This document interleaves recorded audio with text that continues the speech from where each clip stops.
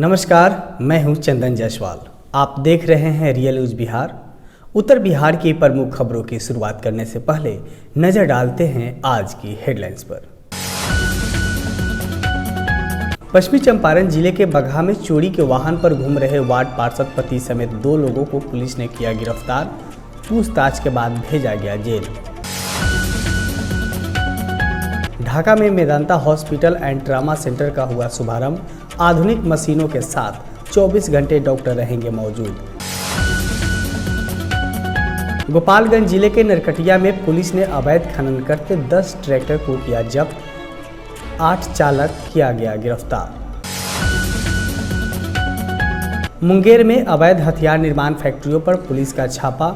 5 minigun factory का किया उद्भेदन। नरकटियागंज में इंसाफ के लिए दर दर भटक रही महिला। शादी का झांसा देकर 3 साल तक युवक यौन शोषण करने पर लगा आरोप। सुपौल जिले के बीरपुर एसएसबी मुख्यालय में सीमावर्ती इलाके की महिलाओं के बीच सिलाई कटाई प्रशिक्षण कार्यक्रम का की गई शुरुआत। सुपौल जिले के त्रिवेणीगंज में पीडीएस डीलरों द्वारा रात के अंधेरों में कालाबाजारी करने का वीडियो आया सामने। रात के अंधेरों में ट्रैक्टर से हो रहा है चोरी। नरकटियागंज नगर परिषद में सामान्य बोर्ड की बैठक नहीं होने और मनमाने ढंग से काम करने को लेकर वार्ड पार्षद ने किया आमरण अनशन। हरसिद्धि में 14 करोड़ 65 लाख रुपए की लागत से बनाने वाली सड़क का हुआ उद्घाटन। स्थानीय विधायक सहित सैकड़ों कार्यकर्ता रहे मौजूद। देश भर में कोरोना के 67,000 आए नए मामले। 24 घंटे में 1,241 मरीजों की हुई मौत। अब खबरें विस्तार से। पश्चिमी चंपारण जिले के बगहा में पुलिस ने चोरी के वाहन पर घूम रहे वार्ड पार्षद पति समेत 2 लोगों को गिरफ्तार किया है। बगहा पुलिस जिला के पटखौली ओपी पुलिस ने NH 727 पर वाहन जांच के दौरान बगहा नगर परिषद वार्ड नंबर 25 के वार्ड पार्षद पति समेत 2 लोगों को गिरफ्तार किया है। बताया जा रहा है कि गिरफ्तार वार्ड पार्षद पति अपने बहन की शादी में कार लेने के लिए भाजपा नगर अध्यक्ष विजय साहू से खरीदा था, जो पुलिस के लिए जांच का विषय है। आपको बता दें कि पटखौली ओपी पुलिस सघन वाहन जांच अभियान चला रही थी। इसी दौरान एक वैगनार गाड़ी को NH 727 पर जांच के लिए रोका गया, जिस पर आर्मी का भी लोगो लगा हुआ था। जांच के दौरान पता चला कि जिस वैगनार गाड़ी पर नंबर लिखा हुआ है वो कोई मोटरसाइकिल का नंबर है, जिसका रजिस्ट्रेशन किसी अभिनीत तिवारी नामक व्यक्ति के नाम पर दर्ज है।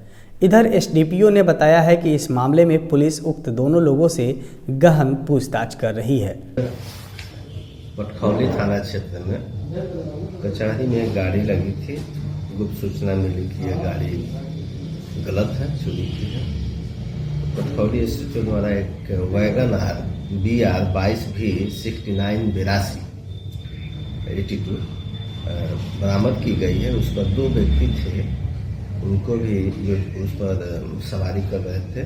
अमरेंद्र सिंह उर्फ राहुल सिंह, उम्र 34 वर्ष, पेशा राजेंद्र सिंह, साकिन गोरियापट्टी, थाना बगहा, और ये गिट्टी बालू का काम करते हैं। और एक राणा सिंह 45 वर्ष, पेशा स्वर्गीय नागेंद्र सिंह, साकिन गोरियापट्टी, थाना बगहा। ये वन विभाग में प्राइवेट से काम करते हैं। ये 2 आदमी आए हैं। DTO ऑफिस बेतिया से जब इसका सत्यापन कराया गया है तो सत्यापन में ये मोटरसाइकिल का नंबर पाया गया है जी और उसका डिटेल्स है और किया जा रहा है और उचित कार्रवाई भी करने का निर्देश एसपी सर के द्वारा और मेरे द्वारा SHO को दिया गया है। मोतिहारी जिले के ढाका में अत्याधुनिक सुविधाओं से लैस Medanta emergency hospital trauma centre का शुभारंभ किया गया। इस दौरान अस्पताल का शुभारंभ अस्पताल के वरीय जनरल व लोकोस्कोपिक सर्जन डॉक्टर जिया के द्वारा विधिवत रूप से फीता काटकर किया। इस मौके पर शहर के कई गणमान्य लोग भी उपस्थित थे। अस्पताल के प्रबंध निदेशक डॉक्टर आशुतोष कुमार ने कहा कि ग्रामीण परिक्षेत्र में अत्याधुनिक सुविधाओं से लैस Medanta emergency hospital trauma centre का लोगों की मांग थी।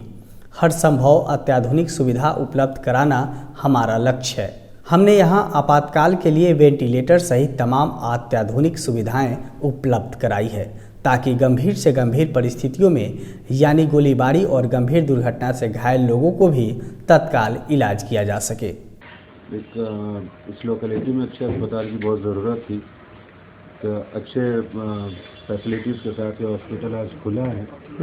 उम्मीद करते हैं गरीब मरीजों का यहाँ मदद बहुत होगा। यहाँ लगभग सारी फैसिलिटीज़ हैं, आईसीयू भी है, मॉडर्न सर्जिकल ऑपरेशन थिएटर भी है। बहुत जल्द यहाँ आयुष्मान भारत योजना भी स्टार्ट होने वाला है, तो गरीबों का अच्छा से अच्छा इलाज होगा। तो हॉस्पिटल के बिहार में भी 2 ब्रांचेज है, एक मुजफ्फरपुर में भी है और एक आपको यहाँ पे ढाका में खुली है। इसमें सारी सुविधाएं हैं जो एक बेहतर हॉस्पिटल में जितनी सुविधाएं होनी चाहिए, जो एक एक मरीज़ को मिलनी चाहिए, वो सारी सुविधाएं हमारे पास। बहुत ही अच्छी आईसीयू है, ट्रेन डॉक्टर्स है, हमारी ओटी बहुत स्पेशलिस्ट है कि जो भी चीज़ ऑपरेशन होगी सारी सुविधाएं हैं। लैप्रोस्कोपी से लेकर जनरल सर्जरी भी हमारे पास है, ट्रेन डॉक्टर्स, फैसिलिटी सारी चीज़ अवेलेबल है। और इस हॉस्पिटल का खोलने का एक ही मकसद है कि गरीब मरीजों को अच्छे से अच्छे बेहतर इलाज मिल सके, उनको बेहतर इलाज के लिए अपने शहर से कहीं दूर जाने की ज़रूरत ना पड़े, उनके खुद के शहर में उन्हें एक बेहतर इलाज की सुविधा उन्हें मिले। यही हॉस्पिटल खोलने का मेरा यहाँ पे वो संकल्प था, आज वो पूरा हुआ। गोपालगंज जिले के नरकटिया में पुलिस ने अवैध खनन करते 10 ट्रैक्टर को जब्त किया है, साथ ही 8 चालक को गिरफ्तार किया है। जिला खनन विभाग और उचका गांव पुलिस के द्वारा संयुक्त रूप से गुप्त सूचना के आधार पर छापेमारी कर गंडक नदी में अवैध रूप से खनन कर रहे 10 ट्रैक्टर को जब्त किया है और इस दौरान 8 ट्रैक्टर चालकों को भी गिरफ्तार किया है। वहीं इस मामले को लेकर जब्त ट्रैक्टर और गिरफ्तार ट्रैक्टर चालकों के विरुद्ध अवैध खनन को लेकर प्राथमिकी दर्ज कराने के बाद उन्हें न्यायिक हिरासत में भेज दिया गया। इधर छापेमारी की सूचना मिलते ही मौके से कई ट्रैक्टर चालक फरार हो गया। पूर्वी चंपारण जिले के हरसिद्धि में 14 करोड़ 65 लाख रुपए की लागत से बनने वाली गाय घाट बाबा रोड का उद्घाटन स्थानीय विधायक कृष्णनंदन पासवान और भाजपा राष्ट्रीय परिषद राजेंद्र प्रसाद गुप्ता ने उद्घाटन किया। 14 करोड़ 65 लाख रुपए की लागत से बनने वाली बाबा रोड की लंबाई कुल 12.5 किलोमीटर है, जो कि गोरखपुर की कंपनी प्रोग्रेसिव इंटरप्राइजेज को पूरा करना है। इस सड़क का उद्घाटन की सूचना पर आसपास के लोगों में काफ़ी खुशी का माहौल है। आपको बता दें कि सड़क काफ़ी लंबे समय से जर्जर परिस्थिति में था, जिसके चलते आने जाने वाले लोगों को काफ़ी परेशानी होती थी। मुंगेर पुलिस अधीक्षक ने गुप्त सूचना के आधार पर मुफस्सिल थाना क्षेत्र इलाके के वर्दह तौफीर दियारा में बड़े पैमाने पर अवैध हथियार को बनाने वाले फैक्ट्री पर छापेमारी किया है, जहां से भारी मात्रा में अवैध हथियारों के साथ 5 लोगों को गिरफ्तार किया है। पुलिस मौके से 8 निर्मित और 33 अर्धनिर्मित magazine, 5 base machine, 1 drill machine, 2 trigger सहित हथियार बनाने में प्रयुक्त भारी मात्रा में उपकरण को बरामद किया है। इस मामले में गिरफ्तार लोगों को पुलिस ने जेल भेज दिया है। तो सूचना के आधार पर एक त्वरित टीम का गठन किया गया छापामारी हेतु, जिसमें DIU के टीम मुफस्सिल थानाध्यक्ष हरिनमार, थानाध्यक्ष मनोज कुमार शाह, मुफस्सिल थाना के धनंजय दास, हम अन्य पुलिसकर्मियों को मिलाकर एक त्वरित टीम का गठन किया गया और पुलिस अधीक्षक महोदय के दिए गए निर्देशन में छापामारी किया गया, जिसमें भारी मात्रा में अवैध निर्माण, अवैध जो भी आर्म्स का निर्माण किया जाता था, निर्माण करने वाला सामान का भी बरामद किया गया है।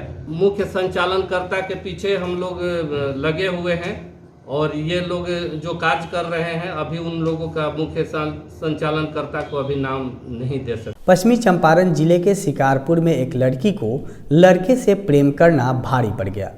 दरअसल युवक ने शादी का झांसा देकर 3 साल तक यौन शोषण किया और जब लड़की से शादी नहीं किया तो लड़की ने नज़दीकी थाने में पहुंचकर अपनी आप बीती सुनाई और जब पुलिस हरकत में आई तो लड़के ने उक्त लड़की से शादी तो कर लिया, लेकिन अब लड़के और उसके परिजनों ने मिलकर लड़की के साथ मारपीट और जान से मारने का प्रयास किया जा रहा है।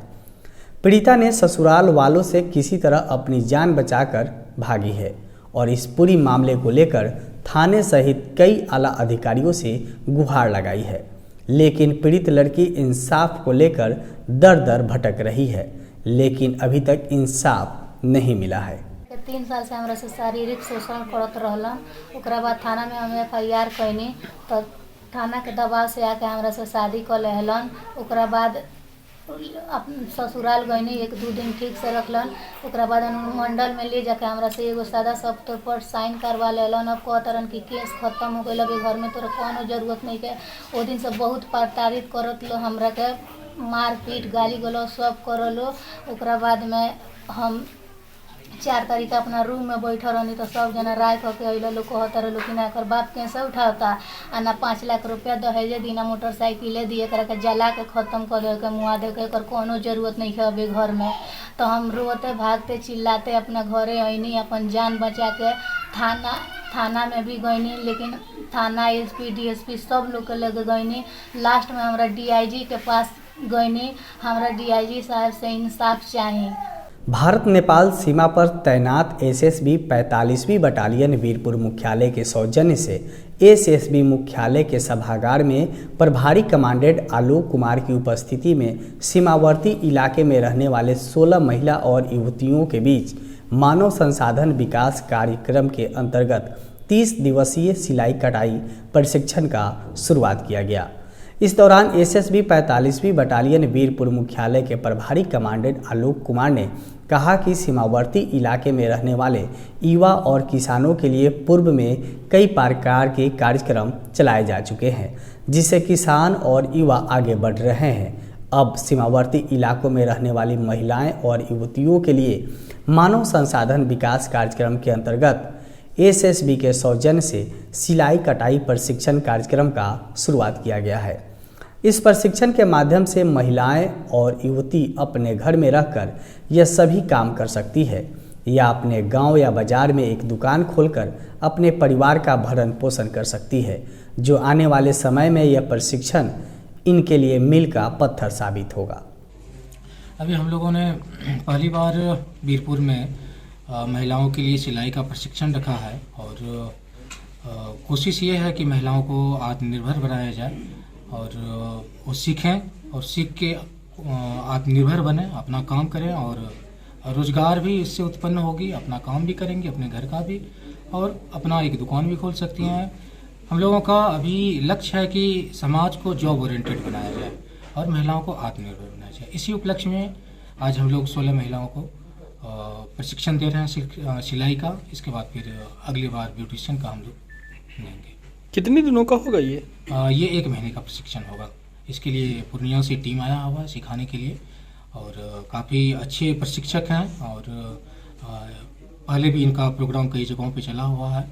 तो एक अच्छे प्रशिक्षक के अंदर ये प्रोग्राम चलाया जा रहा है। मुझे उम्मीद है कि काफ़ी अच्छे से ये यहाँ से सीख के जाएंगे और जब ये सीख के जाएंगे यहाँ से तो अपना घर का भी काम कर पाएंगे और जॉब ओरिएंटेड भी होंगे। कोरोना जैसे महामारी को देखते हुए प्रत्येक महीने आम लोगों के लिए सरकार द्वारा 5-5 केजी राशन मुहैया करा रही है, लेकिन PDS दुकानदार गरीब जनता को राशन देने के बजाय रात के अंधेरे में फ़ायदा उठाकर कालाबाजारी कर रहा है।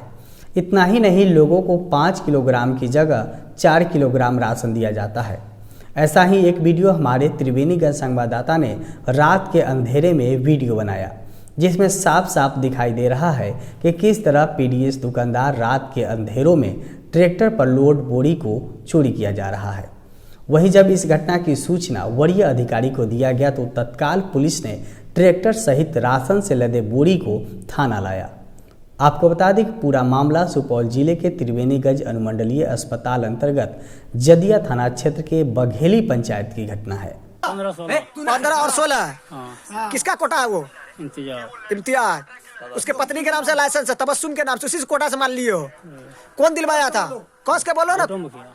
नरकटियागंज नगर परिषद में सामान्य बोर्ड की बैठक नहीं होने और मनमाने ढंग से काम करवाने के साथ नगर परिषद द्वारा अपने वार्ड की अपेक्षा को लेकर वार्ड संख्या 8 के वार्ड पार्षद सर्वेश वर्मा ने नगर परिषद कार्यालय में आमरण अनशन किया।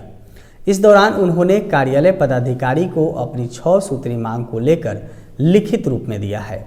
पार्षद सर्वेश वर्मा ने कार्यपालक पदाधिकारी से उनकी कार्यकाल में हुए सभी वार्डों में नाली सड़क के कार्यों का लिखित रूप में ब्यौरा सहित कई कार्य योजनाओं की सूची, वित्तीय वर्ष 2020 से 21 का खर्च और आमद का ब्यौरा के साथ वित्तीय वर्ष कोरोना काल में खर्च हुई राशि का ब्यौरा की मांग किया है। नगर परिषद कार्यालय के द्वारा इस पूरे 25 वार्ड में किस वार्ड में कितनी राशि और किस मद में खर्च हुई है, इसका ब्यौरा मुझे दे दी जाए। कोरोना काल में विगत वर्षों में नगर परिषद नरकटिया इनके द्वारा क्या खर्च हुआ और किस मद में हुआ, इसका ब्यौरा मुझे चाहिए। जनता के द्वारा हम लोग से जो पूछा जाता है कि आपके वार्ड में प्रस्तावित योजना क्या है, हम लोग इसका भी जवाब नहीं दे पा रहे हैं। इसका भी हमको सूची दिया जाए कि हम लोग के वार्ड में क्या कर सकते हैं, हम लोग क्या कर सकते हैं जो वार्ड पार्षद। मैं सुबह से बगैर अन्न जल ग्रहण किए हुए बैठा हूँ, नगर परिषद नरकटिया इनके जनता की सेवा में बैठा हूँ। हो सकता है मुझे तरह तरह की बीमारियाँ भी है, हो सकता है कि मुझे बहुत सारी समस्याएं हो और मेरे साथ जो कुछ भी होगा इसके सारी जिम्मेवारी नगर कार्यपालक पदाधिकारी महोदय और नगर प्रबंधक महोदय और कार्यालय की हो। इधर अनशन की सूचना पर पहुंची कार्यपालक पदाधिकारी आमिर हुसैन ने उनकी सभी मांगों को एक सप्ताह में पूरा करने का आश्वासन देते हुए जूस पिलाकर अनशन को तुड़वाया है।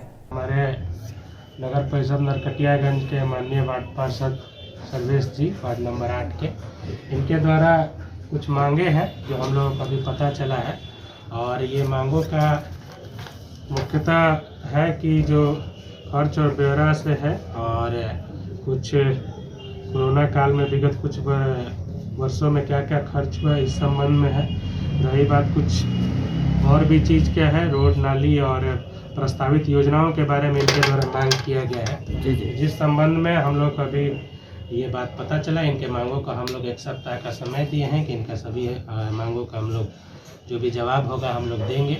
और रही बात कि कोरोना काल के वजह से विगत 1-1.5 महीने से बोर्ड की बैठक नहीं हो पाई है इस समय से, तो हम लोग निश्चित ही अभी पत्र हम लोग सूचित करते हैं, सभापति जी से निवेदन करेंगे माननीय सभापति जी से कि जल्द से जल्द सामान्य बोर्ड की बैठक बुलाया जाए और सभी जो मांगे हैं, जायज़ मांगे हैं, इनकी हम लोग जरूर इसके जवाब देंगे। और मुंगेर के माथे पे जो एक कलंक का दाग हथियार निर्माण और तस्करी के रूप में लगा है, उसमें सबसे बड़ा योगदान दियारा का है, जहां दशकों से पुलिस अपनी दबिश बनाने में नाकामयाब रही है, क्योंकि गंगा पार दियारा तक पहुंचने में पुलिस को हमेशा नाव का सहारा लेना पड़ता था और जब तक नाव के सहारे काफ़ी समय के बाद घटना स्थल पर पहुंचाती या छापेमारी करने जाती, तब तक पुलिस की आने की सूचना के बाद अपराधी या हथियार तस्कर भागने में सफल हो जाता था।